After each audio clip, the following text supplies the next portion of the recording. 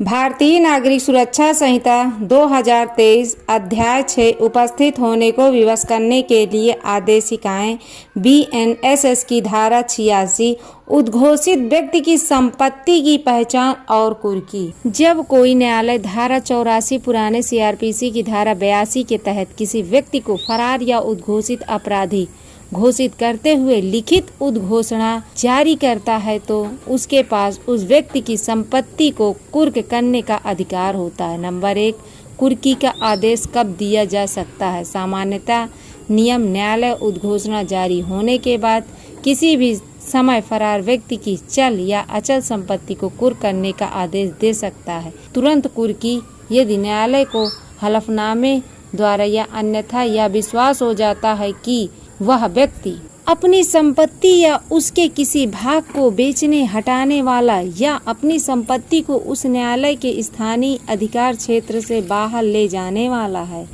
तो न्यायालय उद्घोषणा जारी करने के साथ ही उसी समय कुर्की का आदेश भी दे सकता है। दूसरा है, यदि संपत्ति दूसरे जिले में हो। यदि कुर्क की जाने वाली संपत्ति उसी जिले में है जहां आदेश जारी हुआ है तो वह सीधे कुर्क हो जाएगी। लेकिन यदि वह संपत्ति किसी अन्य जिले में है तो उस जिले के जिला मजिस्ट्रेट द्वारा उस आदेश को प्रमाणित किए जाने के बाद ही वहां कुर्की की जाएगी। नंबर 3, कुर्की की प्रक्रिया तरीका। संपत्ति के प्रकार के आधार पर कुर्की निम्नलिखित तरीकों से की जाती है। चल संपत्ति या ऋण के मामले में संपत्ति को जब्त करके एक रिसीवर की नियुक्ति करके उद्घोषित व्यक्ति या उसके प्रतिनिधि को संपत्ति सौंपने पर रोक लगाने वाले लिखित आदेश द्वारा इन तरीकों में से किन्हीं 2 या सभी का उपयोग करके।